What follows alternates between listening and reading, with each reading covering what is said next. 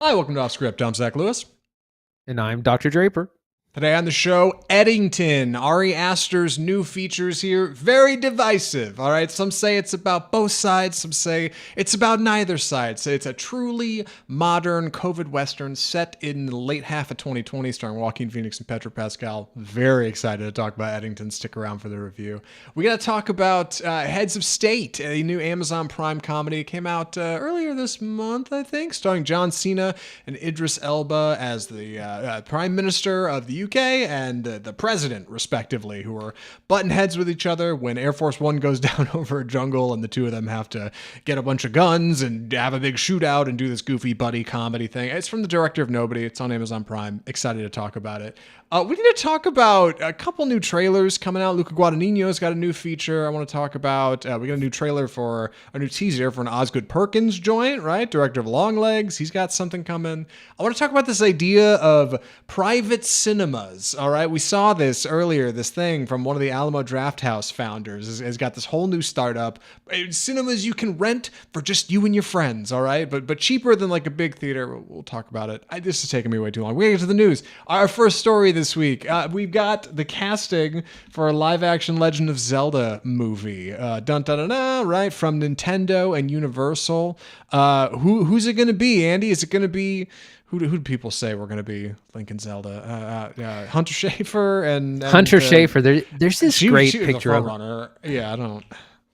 Well, there's this great picture of her where she kind of has this like half up, half down hairdo, and it just like she is the striking image of Princess Zelda. But that's not the direction they went with, because Hunter Schafer is in her late 20s, and that's not actually the age range that they're going. Our stars are Bo Bragason and Benjamin Evan Ainsworth, both young actors who have done a lot of TV work for Netflix and other shows, BBC shows. They are much younger. Evan Ainsworth, who will play Link, is 16. Bo Bragason, Princess Zelda, is 21, and this movie doesn't come out for a couple of years. It comes out May 2027. So they are going young, and we can, that'll get the teenagers excited and on board, and younger, and then they can do several films if they do sequels, that sort of thing. So they chose to go a lot younger than a lot of people thought. Yeah, live action adaptation is coming from Maze Runner director Wes Ball. He also did Kingdom of the Planet of the Apes, which we covered on this show. I'm going to be honest, I'm a Zelda fan, right? So I was kind of looking forward to who they were going to pick for the live action. I like that they are effectively nobodies. I like that Link and Zelda don't have a lot of baggage behind them. They don't have a big career that they've already built and are working on. It's not somebody who's like in their 30s. I like that they skewed young. Keeps them cheap for production. You could spend all that money on CGI, right? That being said, still up in the air on whether or not live action Legend of Zelda is good. Universal Illumination had so much success with the Super Mario Brothers movie, which was like made for babies, sure, but was animated and bouncy and colorful. I don't know how this movie is going to look. I just feel like it's going to come off looking like the How to Train Your Dragon live action, which is, fine, but like, I don't know. I struggle to see the vision. So hopefully Wes Ball's got something up his sleeve, because it just still feels like this idea that's too big. Like it's this idea that's too large for the screen. We'll have to see. Are you looking forward to this, Andy? Not particularly. I'm not a big Zelda fan myself. I just haven't played a lot of the games. The last Zelda game I played was A Link to the Past from like 1993. Oh boy. So I'm not super tied to the property, but I think it could be a big hit. That crowd that saw Super Mario Brothers, those kids will be a few years older. They might be ready for the next video game adaptation. Like Super Mario Brothers, Zelda has a long storied history in video games across multiple generations, so it's definitely the kind of thing that will get kids and their parents excited. Could be a hit, and we're squarely in the era of like video game IP or like toy IP. We're kind of post superhero era dominating film, and this is what a lot of people think is the next thing, is video game adaptations. Yeah, Nintendo certainly thinks it. Super Mario was a huge success at the box office. Hopefully this one gets some of that same draw. Speaking of big success at the box office, we got to follow up on our Odyssey story from last week. Dude, Odyssey tickets went so fast, and the movie has not even been made yet. Christopher Nolan's The Odyssey tickets, if you don't know this, put up tickets on sale for the 70mm screenings. 1 year out from production. They haven't even wrapped it yet. They're not even like done with post or anything, but Universal put tickets on sale anyway. They sold out faster than a speeding bullet, right, Andy? Yeah, the tickets were gone in minutes, like 15 minutes. All the tickets were gone. But that being said, they didn't put every single showing out. They had like literally one showing per night around when the movie comes out. That immediately went, like the IMAX near me, literally one showing, but it sold out instantly, which is, it's great PR. It's a total move in the hucksterism playbook. And it had everyone talking, and it definitely worked. It's a stunt, and people were immediately trying to resell them on eBay or other sites. So that's not great, but it definitely worked getting, some more buzz and hype about the movie. I don't collect Labubus, like those little fuzzy like collector things, right? But there's like a whole hobbyist community that is into those things. They like line up at the mall and they go to Pop Mart and they try to like get them. Like it's a whole thing. And I don't mean to say IMAX is in the same fashion, but for what it's worth, this movie, The Odyssey, is being shot entirely on IMAX film cameras, which is the first ever for a commercial movie, right? So that whole movie will fill that whole IMAX screen. And if you're lucky enough to live near one of these screens, I think there's like 16 of them in the US or something, just a few others worldwide, it is the best way to see the film. Additionally, Nolan has pioneered this new camera technology. Like they have this new IMAX way they're filming it to make it even better, and seeing it on film stock is particularly special. All that to say that yes, these tickets were on sale for hobbyists. Like that's really who would have been buying these things. But just like any big movie, Nolan being a big blockbuster seller here, like as soon as those hobbyists get interested and start lining up outside the store for tickets, general audiences kind of catch a whiff and go, hey, wait a second, why is everybody getting into this? And suddenly it seems like it's a really big deal that the Odyssey tickets sold out a year early. Universal banked on this. It worked beautifully. I'm pissed I didn't get tickets. Like I saw them go up in the evening. I think it was like 10 or 11 o'clock at night here. And I real late. Immediately, dude, I go ahead. Yeah, no, the tickets went up super late, and there was no countdown, because usually you'll get, like I'll get an email from Cinemark or something for early access tickets for things. And there was nothing, because it was straight out of Fandango. Like I couldn't buy them on the Cinemark website or the Cinemark app. They were straight through. So there was no warning. I didn't know till the aftermath, till every ticket was gone. It was really frustrating that way. Yeah, we could not get them at all. I could get like front row corner, right? I could go see the Odyssey the day it comes out. I was like, no, I'm not doing that. I'm just going to wait just like everybody else. And everyone else is too. So if you didn't get one of these tickets, good news. You're in good company with us right here on Off Script, who also are going to have to fight throngs of people, all right, to get into the Odyssey to see it, but we'll make it happen. Stick around here for more Odyssey news when we find it. We're going to talk about Taika Waititi, right? Disgraced former director of the Akira live action, right? He's not doing that anymore, but he's got an all new comic property that he's excited to jump into. What do you know about this, Andy? Yes, Oscar winner Taika Waititi, who is like the most hot and cold director I think I know, where he goes from like making brilliant films to absolute slop garbage. But he is going to be helming the new iteration of Judge Dredd, which is an action movie that was the original. There was an original version in 1995, which starred Sylvester Stallone, based on a comic book property. It was remade in 2012, starring Carl Urban, written by Alex Garland, which was much more warmly received. I haven't actually seen that, and I've been meaning to. And so he's going to be doing a new version. And if you're not totally familiar with the character, Judge Dredd plays like judge, jury, executioner in the far future. Laying waste to criminals and being the law. Sylvester Stallone has a famous thing where he says, "I am the law." It's great. But Waititi is a strange director to pair this with, because it's usually like kind of a hardcore action or kind of movie, and he's not really known for that. Yeah. My favorite thing about that 2012 Dredd movie, it's written by Alex Garland, but there are a lot of long-standing rumors that he secretly directed that movie.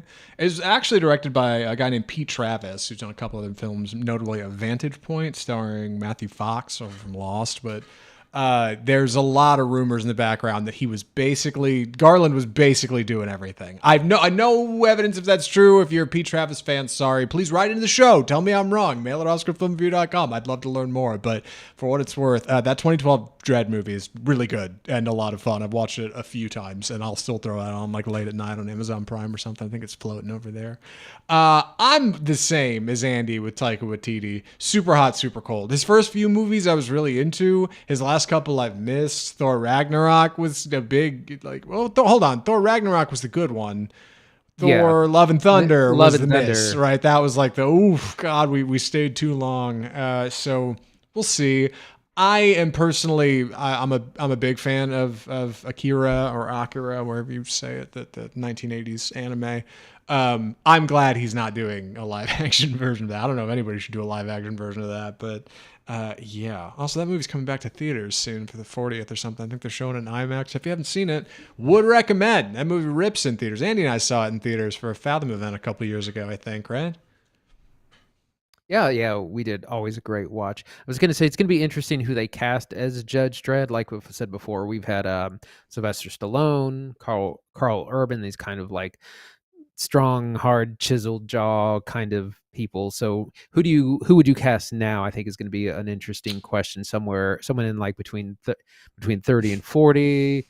Maybe like an Al Ritson. Everyone wants to cast him, but I don't think he can actually like act that no well. But yeah. Someone that can be a bit of a bruiser, I think. I tell you who it should be is Miles Teller, because you just throw a helmet on him and nobody will know that it's him in there. I don't know. I would have said maybe somebody like Glenn Howerton, but he's too expensive now. You can't get him. Or not Glenn Howerton, Glenn Powell, right? Like he'd be solid. I don't know who they're going to put in Judge Dredd. Any fan cast, Andy? Not any that comes to mind. I really need to think about it. But like you said, it's usually like a big tough guy, a bruiser, and I can't like everyone in Hollywood. Like people just aren't built like that anymore. That we learned to kind of get away from that kind of physique and kind of physical demands for actors. So I don't know. It'd be interesting who that'll end up being. One more story before we move into Eddington from the box office this week. It is Superman's second week at the box office. Those of us who are fans hoping it does well. Those who maybe not, hoping it kind of falls off. But I think people have been impressed by its performance. How's it doing, Andy?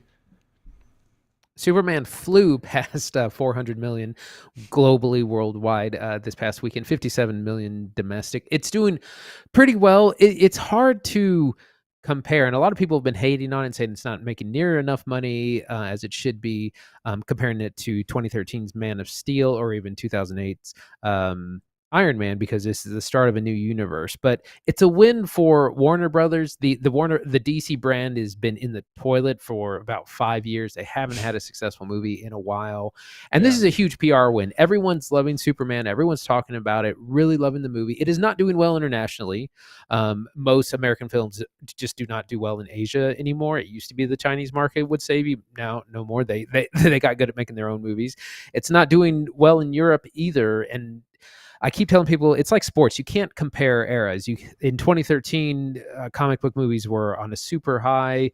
We didn't have 50 comic book movies that had taken place, and fatigue hadn't quite set in. You didn't have competition from streaming. Lots of different reasons. More money could be made 10 years ago. So I think you have to look at the film going landscape as it is today, not as it was. But it's a huge win for Warner Brothers. Everyone's excited for what's coming next.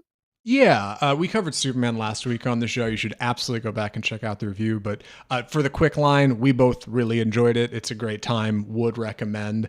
You're right, Andy. You can't really compare apples and oranges here. It's ridiculous to say that we can hold Superman up to other films and say whether or not one is doing better than the other. But I do think DC is maybe running a little small victory lap around Marvel right now, at least until Fantastic Four comes out. It's worth mentioning Superman has already smoked Thunderbolt's entire theatrical run. Thunderbolts made $383 million. Boom, blew past it. It's about to pass Captain America Brave New World, which made $415 million. So boom, Superman beats out 2 out of 3 Marvel movies. I'm betting Fantastic Four does better. But DC hadn't had a superhero movie out in a minute. And Marvel's had 2 this year. So the fact that Superman is coming from behind and beating both of them is pretty impressive. I think it's strong word of mouth. I also think that the next DC project, I think Supergirl, is probably going to have some people coasting in on goodwill from this movie, whereas Marvel has this opposite problem of people like sliding in on cynicism and, like Andy's talked about, just kind of waiting to find out how we get to Avengers. It's like another rung on the ladder. Superman, meanwhile, is like a launch pad. I think people are excited about what's coming next, right? I hope that anyway. Yeah, I think it's, like I said, a huge win for DC and James Gunn. And James Gunn also inherited like 4 bad movies that he had to promote that first year he was in charge, like The Flash, and I can't even remember the rest. And so this is the first thing that he's gotten to do. It also has heavy competition. It's gone up against Jurassic World is out, F1 is out. It's a busy summer slate. If it would have come out in May or March, like the other 2 Marvels, maybe it may have done even better. But I'm excited for it. Everyone's excited to see what comes next. Yeah, I don't think Superman is going to pass Jurassic World, which I think is over 600 million now. Like, I don't. Well, shoot, Jurassic World's probably made even more money than that. Any other news of the box office?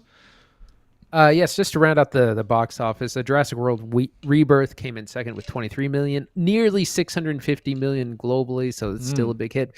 Even that is less than that movie would have made 10 years ago. Like those movies, the Jurassic World movies all made over a billion 10 years ago. So it's even like things are just different now.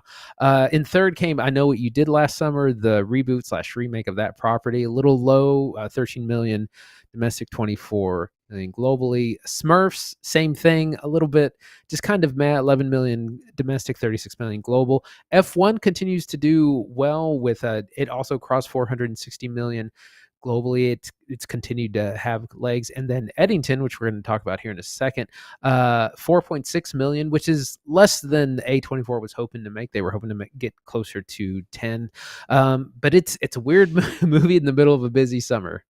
Yeah, I don't know if there's any better segue to talk about Eddington, so we should probably jump into it. Any thoughts on this one, Andy?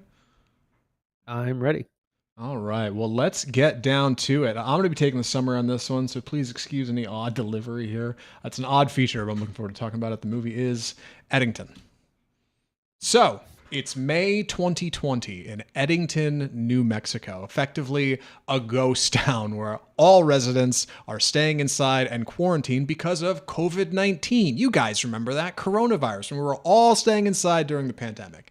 Everybody is online, everybody is staring at their screens and sharing cynical memes about where the world's going and who's running it. And this all comes down to Sheriff Joe Cross, played by Joaquin Phoenix, Sheriff of Eddington, who has just had a bit of a spat with the mayor, Ted Garcia, played by Pedro Pascal, specifically concerning masks and where you should and shouldn't wear them. This escalates as somebody films the sheriff talking with the mayor, somebody posts a thing about the mayor and what he said about the sheriff, and Pedro Pascal and Joaquin Phoenix begin to have this feud that becomes a boiling pot of cynicism and hilarity, and what can only be described as what people are saying is the first truly modern Western, a COVID Western, which is a bananas idea. But this is all coming from Ari Aster, writer and director, who also wrote and directed Beau is Afraid with Joaquin Phoenix, Hereditary, Midsommar, things we are big fans of on this show.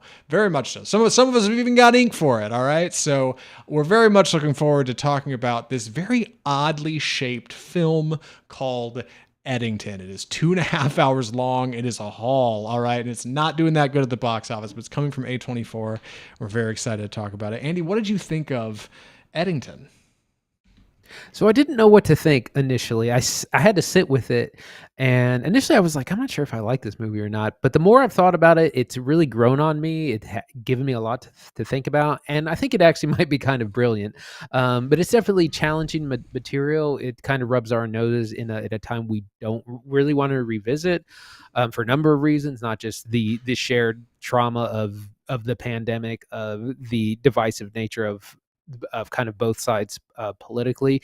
And Aster is very cynical in his filmmaking, but he has this main point that we forgot how to have discussions with each other, how to talk to each other in order to solve larger problems. It reminds me of Game of Thrones. That's the whole thing in Game of Thrones, that there's so much infighting that a larger problem is ignored, and that's kind of what's happening here.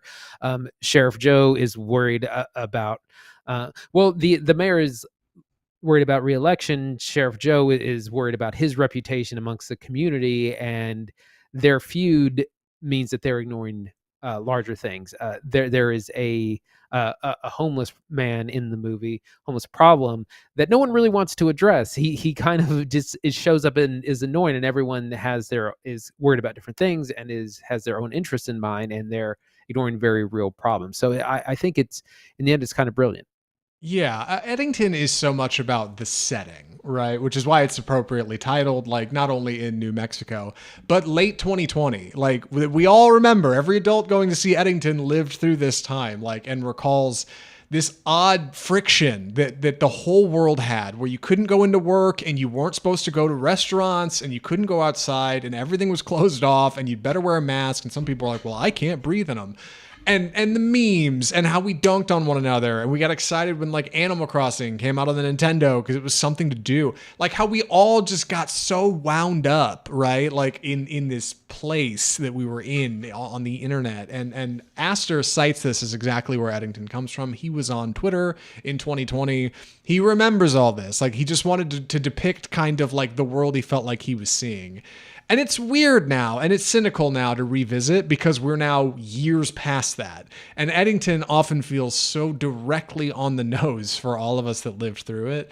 And this boiling pot of chaos that just gets deeper and worse as the stakes get higher in the movie feels so funny because it's realistic. And more importantly, we've all come so far from that since.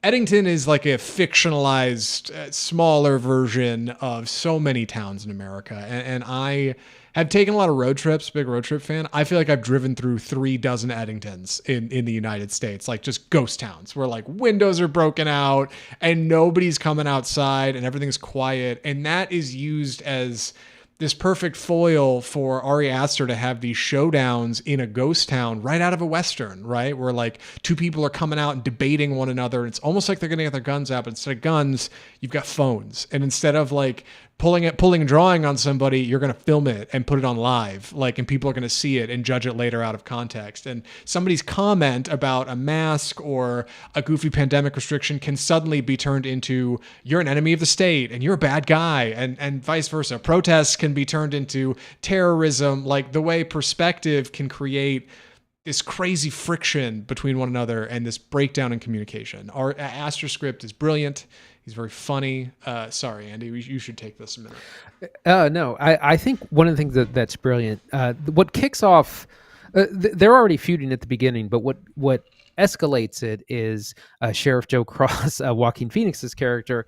He makes a post on Facebook, kind of because he's standing up to the mask mandate or something of that nature, and he gets a lot of engagement. He gets a lot of likes. He gets people commenting, and this really boosts his self-worth. And because he is going through it at home, which we'll talk about it later, but this leads to him announcing that he's going to run for mayor, and that's what creates a ton of tension between him and the existing mayor.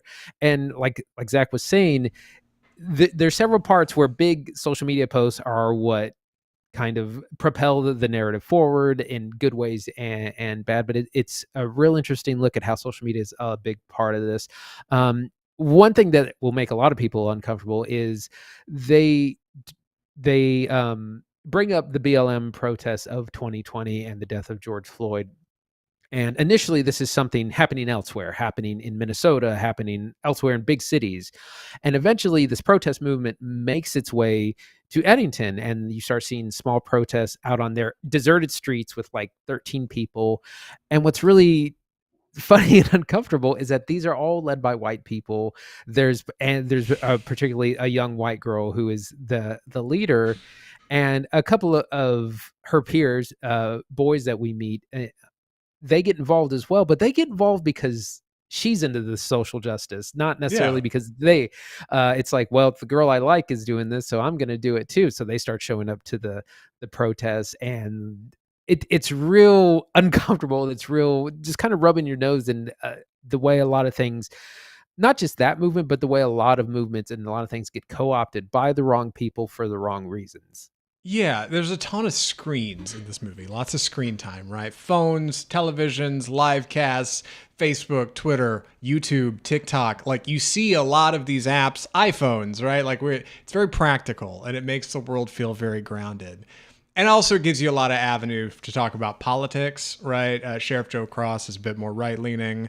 Ted Garcia is a bit more left. But as you get to know them, you find that it's not all red and blue. It's not so clear. And I've seen a lot of people saying that Aster is both sidesing this movie. I disagree. I think he's coming out in one particular direction while also saying, hey, like we're all being a little ridiculous. Or at least we were 5 years ago before we ended up where we're at now, which feels like a brakeless freewheel away from where this movie is even referencing, right? Like somehow even this feels dated, even though it's so radically different than things we otherwise see. I do want to talk about the family dynamic. Andy mentioned it. Yes. Sheriff Joe Cross lives at home with his wife, played by Emma Stone, named Louise, and his mother-in-law, her mom, her actual mom, played by Deidre O'Connell, who's actually really funny in this movie. And they live together because of the pandemic, right? Like everybody's quarantined, everyone's in, and their house is this like cluttered mess, man. Everything's dusty, and his wife's got this like funny hobby where she makes these little like statue figurine things, and he's trying to be supportive of her and encouraging and wants to start a family, and she is like cold and closed off, and they're both addicted to their screens and like turning away from one another. Mom's watching conspiracy content and printing it out and saying, "Do you hear what the government said today? Oh my God, it's, the globalist elite." Like, it just feels like it skewers this, like, part of American society that is so quiet and so at home that people can share with one another, but nobody wants to talk about. Like, this escalates when Joaquin Phoenix and Emma Stone's characters get in an argument and they have this, like, horribly awkward exchange. Like, that's really cringy and hilarious. And the mom inserts herself in this really clever one-er shot where she's, like, hiding behind this shawl thing. Like, it's got all of the visual flair of Aster's best work with the comedy nature of his more recent stuff. Beau is Afraid, to create this like cringy, funny, brutally honest, authentic look at how we all treat one another, even behind closed doors. Yeah, the family dynamic is really fascinating. And like Zach said, Joaquin and company are like really not smart, uneducated conspiracy theorists. But then on the other side, we have Pedro Pascal, who is, the more kind of eloquent, upstanding, respected member of the community. But he's also kind of, everything he does is for his own self-interest. Like there in the background of all this is a big data center that he's trying to get built, and that's going to bring jobs and energy and all this stuff to the community. And that's really his concern, because if he gets this thing built, then he's probably going to get reelected, and it's going to, so he's doing everything for personal gain. And he is the one who is, adamant about the mask mandates and about 6 feet and about not having too many people at the store. And again, Aster is showing the ridiculousness of kind of both sides of what was happening at the time. But again, the main issue he's pointing out is our inability to communicate with each other over shared problems. Yeah. I want to talk about the hard R rating briefly, because I know we got to wrap this up, but this film is R rated. It's 2.5 hours long. And so far, what Andy and I have talked about seems funny and cynical, but like not necessarily mandating like the rating that's here. Things get quite wild in Eddington. This pot begins to boil over in small fashion. And I feel like I was very satisfied with where it ends up going. I feel like I've seen some people say like, it's messy, or like it gets real wild later, and like I don't know. I was into it the whole time. I really enjoyed it. At some point I realized I feel like this is probably one of my favorite movies of the year. What do you think, Andy? Definitely deserving of the rating. I feel like it gets, definitely that. There's lots of violence eventually. I fol like it gets better the longer it goes, and it kind of gets more exciting. We get more and more action. I had an older couple next to me that they got up and left about 90 minutes in, and it was like just as it was getting really, really interesting. And I was like, you're leaving at the best part. I hadn't even finished the movie, and I was like, I know it's only going to get better from here. So that was kind of puzzling. But I did hear people that there were walkouts when this premiered at Cannes, and I've heard of other people walking out of screenings. But that's how I know that someone is doing something really bold. If there's people walking out, it definitely gets better the longer it goes. Yeah, it's funny. I had people in my theater a few seats down from me, also older folks, and like about halfway through the movie, dad starts narrating to mom what's going to happen in each scene. It'll like cut to a new scene, and he's like, "Oh man, he's going to go talk to the mayor." Cut to a new scene. Oh, he's gonna call that person. I'm just like, he's like narrating the movie before it happens based on what he thinks, which was obnoxious for a minute, but then it takes a turn and he suddenly like goes quiet. And then by the time the movie hits credits, he was like, that was one of the best movies I've seen all year. So like he came around, he was a big believer. And I think I'm in the same boat. I got to know recommendations. Andy, would you recommend Eddington?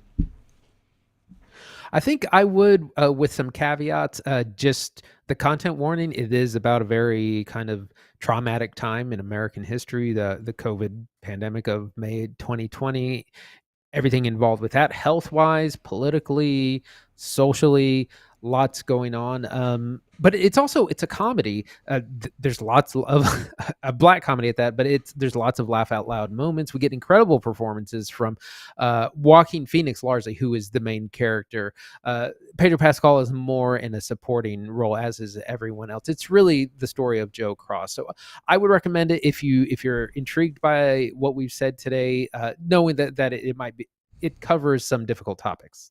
Yeah, I would recommend it as well. I think it is one of Aster's best. It might be his best movie. I'm not sure about that, but I do think it's better than Beau is Afraid. If you didn't like that movie, I think this is a fresh pass at it. It's obviously not sharing the horror trappings of something like Hereditary or Midsommar, but it's got that same visual DNA in it. And I love the way Aster manages to turn the screws on all of us, right? Like, and how many of us act. It's good stuff. I think Eddington is a banger. I'm looking forward to picking it up whenever it comes out.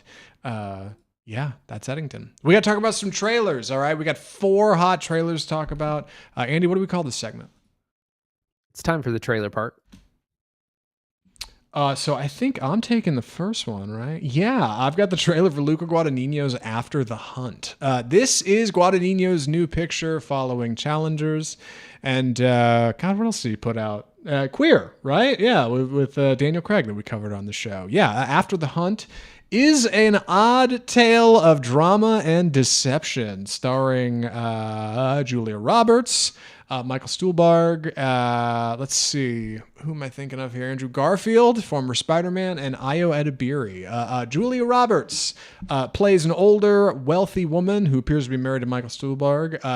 The two of them are having a party when a couple of their colleagues who are younger come over. Andrew Garfield, who's sporting a beard and a long haircut, he's got some radical ideas about how the younger generation should be treated and is debating them with Ayo Edebiri, who is at the party, obviously actress of color, a little bit younger, who's saying, hey, maybe you don't know all there is to know here.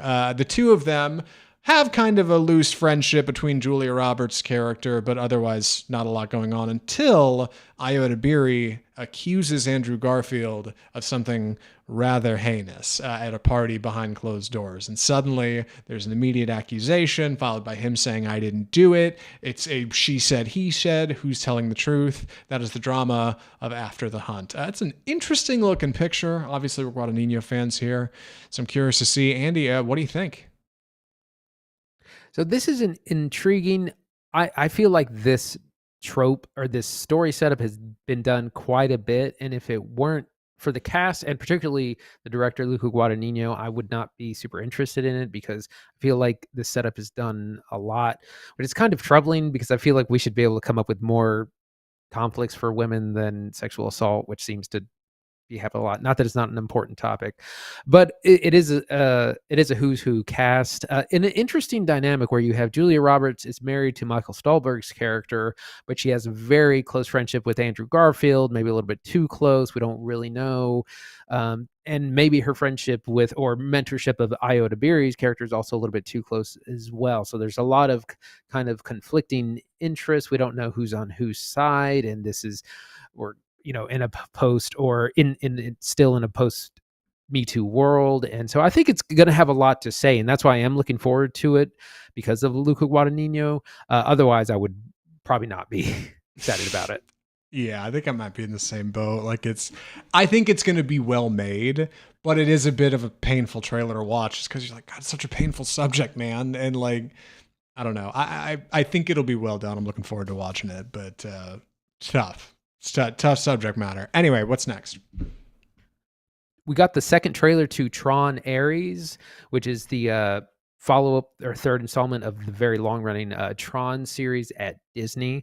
We got a little bit more look at it, a little bit more of the sound, and some more of the plot line of this. And so in this version, of course, a big AI company is trying to essentially print 3D soldiers for the government. They said, hey, you don't need soldiers. We'll print you some from, I guess, the Tron world, starring Jared Leto as the soldier who will die and be reprinted or reincarnated, whatever.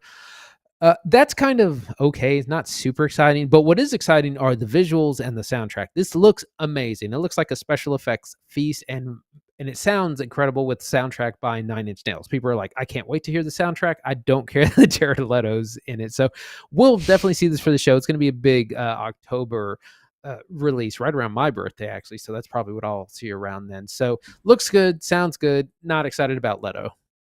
Yeah, I'm in the same boat. I like the original Tron movie fine. I like Tron Legacy a lot more. I got the one of the posters behind me. They actually, God, when I used to work the movies and it got announced. But Tron Legacy was a Joseph Kosinski film, who most recently did F1 that we covered on the podcast, Top Gun Maverick, right? That was a big hit. So big visuals, and our original soundtrack came from Daft Punk, who is no longer together, but an incredible soundtrack as well. So this getting picked up with Nine Inch Nails seems like it's going to be a great time, at least in the audio side of things. You should go see it somewhere with big speakers, a Dolby Theater maybe, an IMAX perhaps, maybe one of those 4Ks or something. And I think the visuals are inherited from the previous movie, so it looks very good.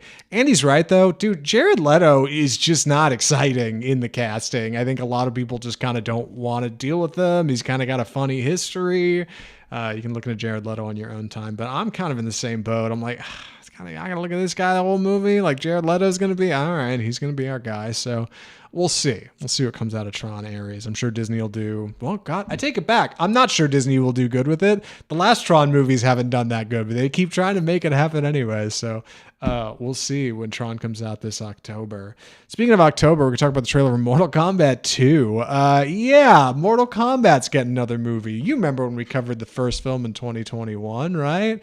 This one's got a bit more personality, though. Johnny Cage, played by Carl Urban, formerly of 2012's Dredd, talked about that earlier in the news, is Johnny Cage, right? Who is a hot actor who everybody loves for all of his action movies on Earth, except one day he gets pulled into a interdimensional portal and taken to a tournament of champions, right?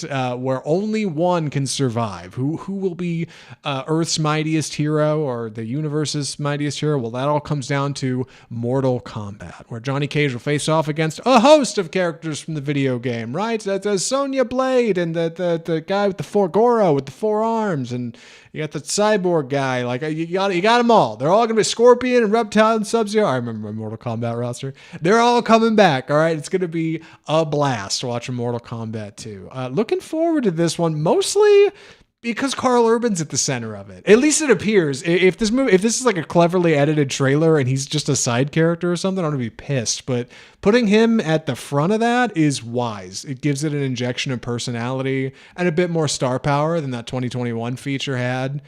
Looks like it could be fun. Andy, what do you think? I think this looks like a lot of fun, especially for Mortal Kombat fans. This definitely has a bigger budget. We have more characters, more effects. Some who's who from the game include Liu Kang, Katana, Kano, Raiden, Sindel, Kung Lao, Shang Tsung, Jax, Cole Young, Shao Kahn. It's just almost everyone in the game, and kind of a who's who of actioners. Hiroyuki Sanada returns as Scorpion, who he was in the previous one, and that was a big highlight of that. This is going to be a lot of fun. Big special effects thing. The first movie, it came out simultaneously on Max and in theaters. That was that weird time in 2021. did okay, didn't really make its money back, but there was enough hype and excitement for it for them to push a sequel. I think this looks like a lot of fun, and it's one of those niche properties that seems to always have a devoted fan base. And I think it'll do well once it comes out. Yeah, looks solid. Also, forgot to mention, does kind of echo the original frame of the old Mortal Kombat movie, because that one followed Johnny Cage. He was one of the leads in that. So like, yeah, just pulling him in, boom, Tournament of Champions, we're on. Like you got your person that the audience can stay grounded for, they can root for, and then you got your Mortal Kombat. Should be a good bloody time. Hard rated R if you know anything about Mortal Kombat. One more trailer to talk about, Andy. What is it? Keeper. So this is the new film from Osgood Perkins, who's done 3 films in like a year and a half. It's really crazy. He of course did Longlegs, The Monkey this past spring, and now Keeper. And this teaser, which doesn't show very much, it's real creepy. We see in the beginning kind of 4 frames, 4 or 5 different women who are very obviously interested in whoever they're looking at, and we see them through different eras of time. We see someone in like the 1700s, and then the 60s, the 70s, and today, very much kind of in love with their subject. And then it kind of does a turn where we see these same women about 5-10 years later, and they're all the opposite. They're looking at their subject with disgust and disdain. And then there's a third frame where all of them are kind of covered in blood or some sort of something that it turns into pure horror by the end of it. I don't know what this is about. We don't have any idea what the storyline. This is coming out in November. I'm really excited about this. Really creepy trailer, really effective, I thought. What do you think, Zach? Yeah, I'm looking forward to this. The first real taste of Osgood Perkins I got was the teasers for Longlegs, which were like so compelling, dude, because we do a movie podcast. And the first time I saw a teaser for Longlegs was in the theater, and I had no idea what it was. And not only had I not heard about it, but it is cut so weird and so surreal and strange and doing this whole different marketing angle. Neon was putting it together. I was so interested. And the people in my theater, like it played, and I remember people just sitting around stunned, like, what was that? This kind of has that similar vibe, especially with the women looking right down the camera lens. Like we are the thing they are looking at. They are looking at us. The teaser's just called "You're Not Right for This Place," like, which is odd and alludes to what their monologue is, these women, as they're talking through the teaser. I like Perkins. I liked Longlegs and I like The Monkey, and I know there's definitely some horror fans who've come out on the other side of that and said, nope, though both of those didn't work. He's full of it, all right? But I don't know. I think the guy's got style, all right? Like, I think this echoes that style. Keeper looks like it's doing something strange and odd. When a full trailer comes out, we'll know more about it. But until then, I'm a believer. I stand Keeper, all right? Until I see otherwise, I'm interested. This seems like it'll be a good time. Are you in the same boat? Yeah, I'm excited for it. I like Osgood Perkins. I think he's maybe a bit of an acquired taste. Either you like him or you don't. And if you're not a fan of his work, you're probably not going to like this one either. I am, and I'm looking forward to it. Me too. Well, I teased this at the top. I'm excited to talk about it.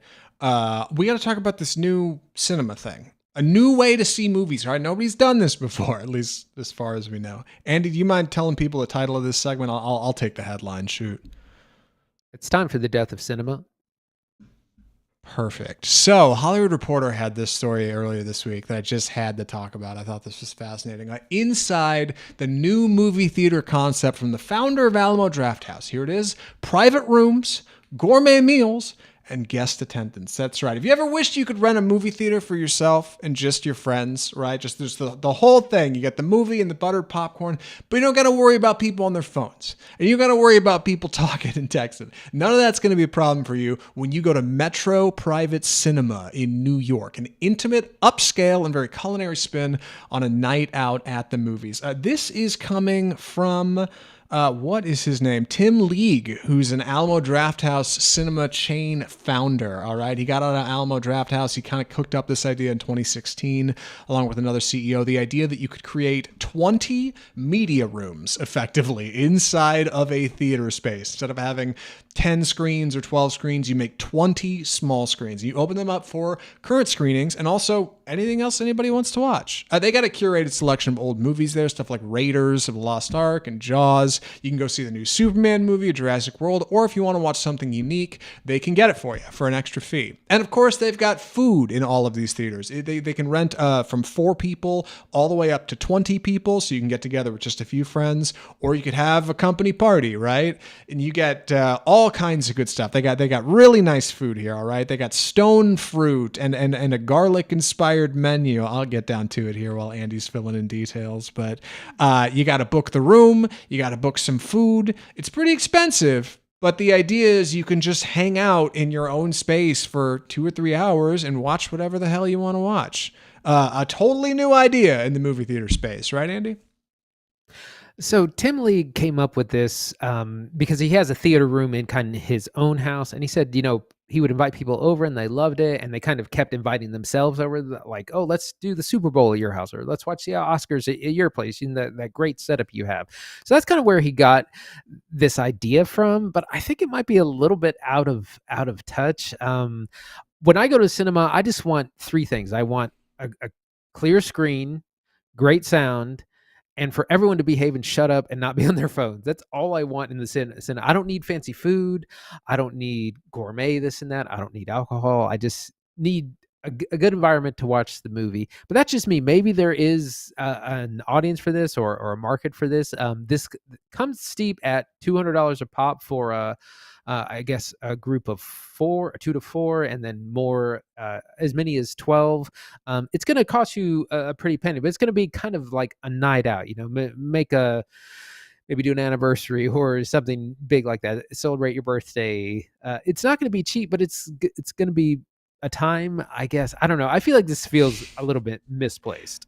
Andy's right. It's not going to be cheap. I got details for you right here. Upon opening, it's not open yet, there will be a late summer menu featuring stone fruits, heirloom tomatoes, and summer squash, and a garlic-themed dinner available featuring starters, main dishes, and desserts served family style before the film begins. They will bring it in, set it all out on a big table or a little bar in your media room. Each one's curated. They got a little Art Nouveau look with little lamps, and it's a quiet, small setting. You probably even get a blanket if you ask for it.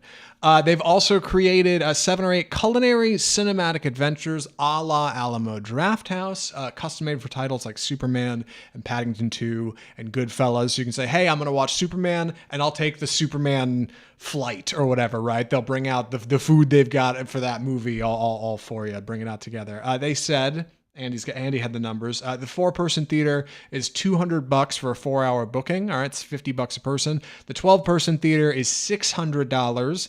Food is $100 per person roughly, and if you want alcoholic beverages, that's at least $50 more. And this is in New York. All right, so you're gonna have to get there on your own and get out. And even if you're taking the subway, it's gonna be a pricey evening. The idea is that you're gonna spend a lot for a pricey little evening in, right? Like it's something intimate and it's smaller. But I'm also a little bit in Andy's camp.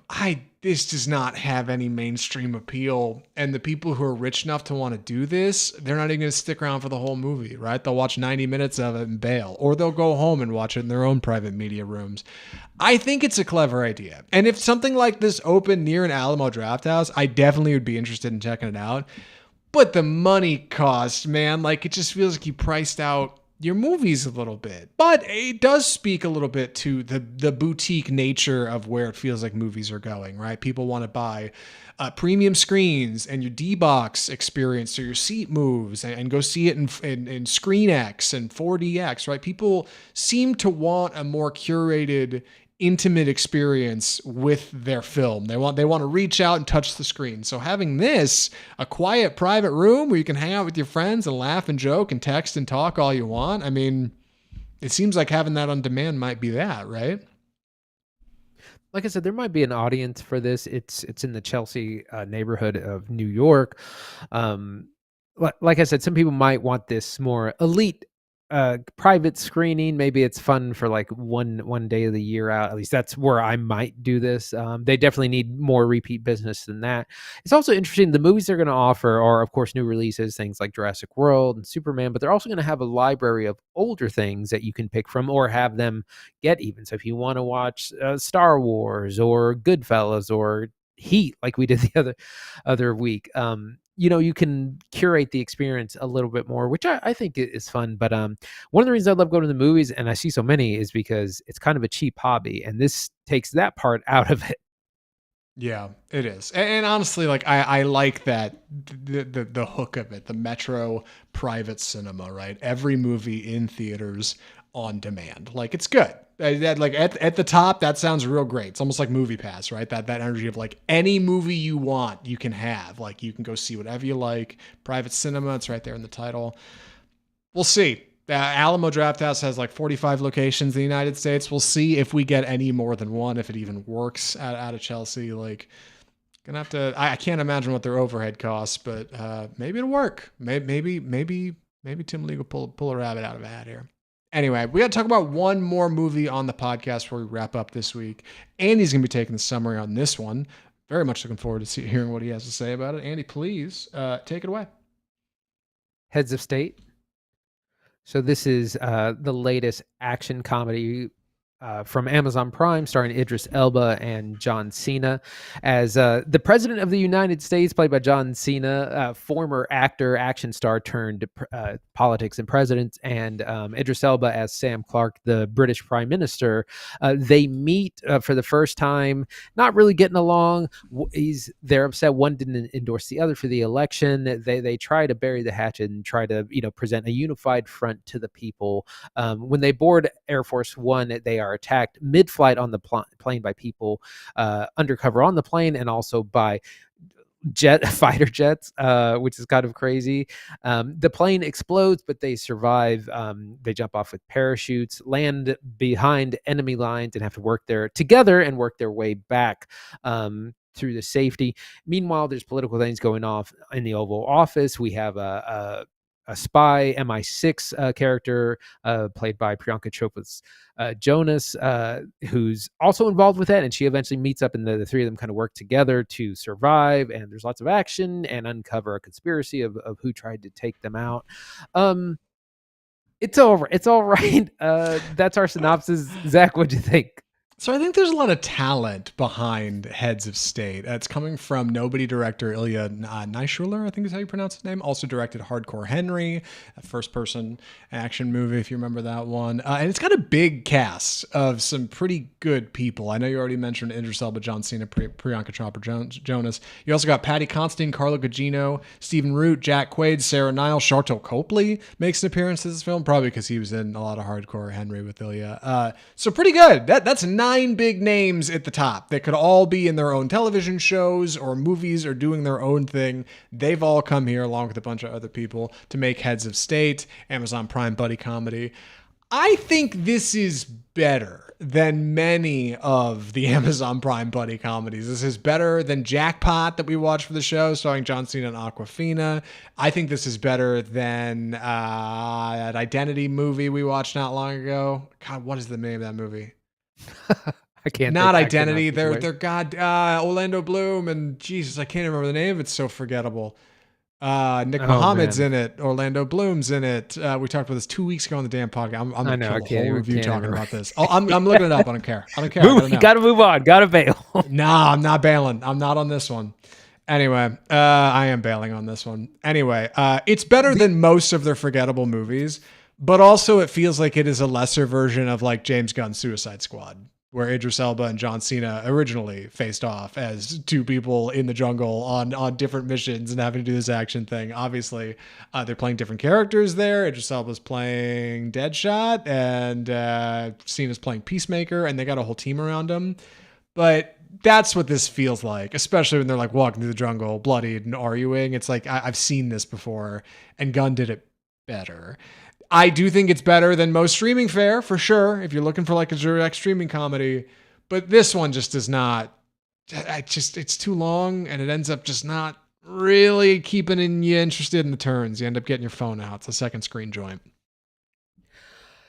So, this movie's way too long. It's a full 2 hours, and it would make a good 90-minute idea, and I don't know why they stretch it out. The other thing, while we have a lot of star power, we also have the Netflix or the streaming cheapness of it all. Like, clearly most of this is on green screen. There's a lot of really unconvincing CGI. I mean, like, Air Force One gets attacked by fighter jets, and there's all these explosions, and there's parts where they're on a studio, and you have John Cena and Idris Elba just going like, just screaming and waving in terror while all this stuff goes on in the background. The effects look pretty bad most of the time. Reminds me a lot of like the way Bollywood movies are a lot of times, just tons and tons of action, just throwing everything in the wall. So the pacing just kind of hurts. We have a couple of surprise cameos throughout the film, which I think is to help keep us interested, but it kind of has the opposite effect. It's just like, oh, there's that guy, oh, there's that woman, or that's that person, and they don't really have important roles, and they're not going to really last the film very long. Yeah, the action is good, I should say. The action in this is solid. Director Ilya Naishuller is bringing a lot of that from his previous action films. Here, all that stuff works. Like CGI missile running into CGI Air Force One, blowing up. We got to jump out in the jungle, shoot out in the jungle with some crazy people. Car action sequence, like that stuff's solid. That stuff is good. And Cena and Elba are good, right? And these other characters around them, like these other actors and actresses. Carla Gugino is very fun, solid. But the problem, like Andy said, is it's just kind of movie by algorithm, right? Why do our characters have to wreck in the jungle? Because they need a conflict. And how are they going to get out of there? Well, they're going to go to their secret thing. You've seen this movie before. Amazon knows you've seen this movie before, which is why they bought the script, because it's like it checks all the boxes for engagement to get you to hang out and watch a movie for a couple hours.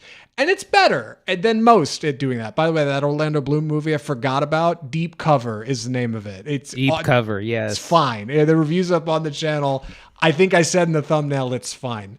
The point is, like, this movie unfortunately falls in a familiar framework that you've already seen. You've seen it a couple times, and everybody in it seems to be acutely aware of that. Folks are getting the paycheck, and Elba's fun and Cena's fun. But after that comedy and after that good action is about an hour and a half of bloat, of movie that doesn't really go anywhere, and jokes that don't really land, and bits that are just kind of there to fill the runtime and get you over the top. And while I feel that people are going to say I don't like it, it wasn't really for me, but those Amazon movies make a ton of money and do great for the service. And there's clearly people that tune in and watch them and enjoy them. So in that bracket of like streaming movies, is like cinema up here, and then there's these movies down here. It's good. It's good down here with like the streaming films, but like it just doesn't feel very cinematic. It just doesn't feel very big. Yeah, the action is very hit and miss, where, I mean, there's everything in this movie. There's shootouts, there's explosions, there's plane crashes, car crashes, fist fights, but it gets into that realm of where a lot of modern films really focus on realism, like something like John Wick, of having action feel real and authentic, and like counting the number of shots and bullets in your gun, that sort of thing. This is the opposite of that. People are just spraying and praying. They're fully automatic weapons. No one's aiming. No one's actually, and they just bullet holes everywhere. No one getting hit. Everyone has plot armor. There's almost too much action going on, if you can kind of imagine that. It's too much to kind of keep up with, and they're all surviving these very impractical situations that are taken from lots of different movies. It starts like the original Mission Impossible, where Priyanka Chopra's Jonas, she's on this MI6 team who basically gets ambushed, and her team gets taken out, and she kind of miraculously survives and has to help uncover the conspiracy. Also, I wanted to mention Paddy Considine is in this as a Russian arms dealer bad guy, who's like the least unconvincing, or the most unconvincing bad guy ever. It's just like he doesn't even bother with the Russian accent. He's just like, I'm not doing it, and it's just he phoned it in so much. Yeah. I love Carla Gugino. She does a lot of work with Mike Flanagan. I like a lot of stuff she's in. Her whole plot line can go. It's the worst performance I've ever seen from Paddy Considine ever. It looked like somebody was holding him at gunpoint and making him do this movie. Like, it's crazy how much he phones it in. Cena and Elba, doing good. Like, they're fine. Priyanka Chopra Jones, love her. She's great. But it's just not better than the sum of its parts. It's an hour 56. I'm going to boldly say you cut a full half hour out of this. 86 minutes. Throw credits on it to make it feature length. Do one of those long title sequences they do now in streaming movies, right? Like, just push it over 90. But there's just a lot here that doesn't do anything for you. You end up bored. You get your phone out. It's a great movie to do laundry too. But I don't know. It's funny. It's got action, but it's just not enough to keep me interested for 2 hours. How about you, Andy?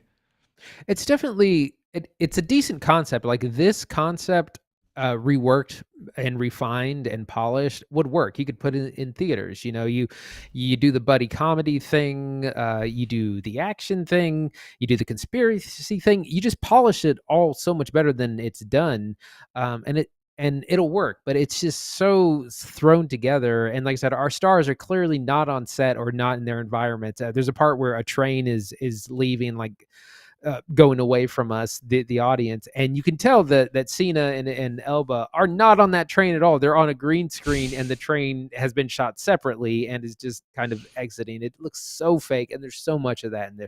So this would work with better polish. Yeah, like it's so obvious that like the goal was not to make something that's entertaining. It was to make something that's going to be on the front page of Amazon Prime for 2 weeks. And enough people are going to click on it because the thumbnail looks good and start watching it to go, oh, this is all right, and then leave it running and just clock up view time. It's cinema as content, right? And it's not cinema as something somebody enjoys or like really chases, like in the way that Ari Aster is writing and directing Eddington about something like a time in his life that's particularly challenging. Like that's not doing any of this. This movie is just checking the boxes. We got to have action. We got to have a couple hot stars. Got to have a funny comedy script. Bing, bang, boom. You got yourself a 2-hour piece of content you can put on Amazon Prime for 3 weeks. Like, it's good. I do. If you're trying to be content, it's better of the content. I think it is high tier content, but that's all it is. And I think the people making it know that that's what it is. And I think it's worth calling out here that like you guys made content and that's good and that's great. But like, I think the better version of this movie is James Gunn's The Suicide Squad. Like it does everything Absolutely. This movie is trying to do better and more interesting. So I don't know, like it's a funny watch in that way because I like Suicide Squad and I like what these guys are doing here, but it's just not doesn't pass the muster. I got to wrap this up. Any other thoughts, Andy, for recommendations?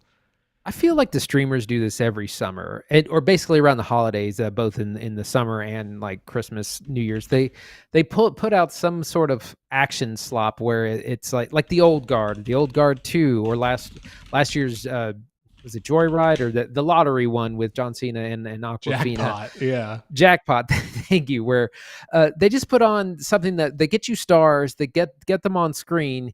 They cut all kinds of corners in production, staging, all the things that make a movie interesting, and they're just kind of hope you watch. And we did. This came out over July 4th weekend, so it was like, hey, throw something new on that we haven't seen. So it's just, I wish they would make real movies. Yeah, there's a great video out from a YouTuber called Nerdstalgic called Why All Netflix Movies Feel the Same, and he cites 3 films that are a lot like this one, all from Netflix. The Electric State, which we covered here on the show, the Gray Man, which we covered on the show, and Red One, which we didn't cover on the show. And all of these movies share this same framework. Like a couple hot stars, $140 million in CGI, goes up on the website for 3 weeks and people watch and go, oh, that's cool. But that's like, it just doesn't have any like spirit to it because ultimately it's not being written to be an expression of any one artist. It's being written to go on a page for 3 weeks and just be content. It's like a blog post, right? Like it's got to have all the elements of a good blog post. So you even got to have the word count, but like it's not enough to really bring you in and keep you interested, which is why it's not in a movie theater and why it's on Amazon Prime. If you're looking for something like that on Amazon Prime, I think this movie does better than most in that vein. I feel like I'm talking in circles now. I'm running back on myself. Andy, any other thoughts before recommendations? I'm ready. Andy, would you recommend Heads of State? I would say soft pass on this. It's very cliche. It's too long. Our leads are funny and entertaining. The action is sometimes good, sometimes terrible and unconvincing. It's very cliche. You've seen this movie before, but if you got nothing better to do or you need something to entertain, watch them with the family or your folks for the weekend, or put it on the background while you're doing chores, it's fine. Yeah, I'm in the same boat. If you are on Prime Video and you're like, oh, new buddy comedy starring Idris Elba and John Cena, you'll probably like what's going on here. Like the action is good flavor on top of that. And ultimately like the two of them hanging out and arguing before resolving their differences and coming together to be one unstoppable force is good and works. And like that's the formula. But if you're looking for something cinematic, I would say just go watch James Gunn's The Suicide Squad. Like that is the better version of what's happening here in most ways. I think it's, if you're looking for a quick Prime something to throw on streaming while you're doing chores, just like Andy said, like go for it. Solid. But If you're looking for like something that's really gonna like pick your brain and make you wonder, a little bit of art stuff people are typically looking for, I don't think Heads of State is it. I feel like I'm going to catch comments from people. I'm already sweating it. And people will be like, I liked Heads of State. It's good. This video is going to do well, and we're going to get all these negative comments. Whatever. If you want to see videos that we're doing, you can check them out on the YouTube page. Before we get to that, though, plugs for the show to tell you how you can help us out, because we really appreciate it. First, Andy's going to tell you what we're watching next week. Andy? So we're actually taking next week off because I'm going to be traveling. But when we come back, we'll be doing Fantastic Four First Steps, which comes out this Friday, highly anticipated. Happy Gilmore 2, which also comes out this Friday on Netflix. We will be getting our Fantastic Four video out on YouTube before I leave. That'll come out Sunday or Monday or so. So catch that on YouTube if you want. But we'll be back on August 5th for Fantastic Four and Happy Gilmore 2. Incredible plug for the channel. That's right. If you want to see our Fantastic Four review before it hits the actual podcast in a couple weeks when it gets back, check out the YouTube channel, Offscript Film Review. Go hit us up. Leave a like, comment, subscribe, rate, review, whatever you can do, Doug. Any engagement at all helps us out a ton. Makes a huge difference in the algo. Please come check out the YouTube channel. We're on TikTok, Twitter, Instagram, Facebook, all these social media places. You can find us over there. For our audio listeners, if you want to hear the audio version of this show, you can find us on Spotify, iTunes, Google Play, iHeartMedia. Take us on the go, right? Listen to Offscript in traffic. Listen to Offscript on your daily walk or run or what have you, right? You can have us in your ears with you. Our website, offscriptfilmreview.com, hosts everything we do and more. Lots of little bonus content over there. And you can write into the show directly at mail@offscriptfilmreview.com. Write in, let us know what you thought of Eddington, all right? If I'm wrong about Heads of State, go ahead and tell me, all right? I'll read it. I swear I'll actually read it. So I appreciate all the feedback. And I appreciate you guys listening to episode 301 of Offscript Film Review. From all of us at Offscript, the home of bold cinema, I'm Zach Lewis. And I'm Dr. Draper. Thanks for watching.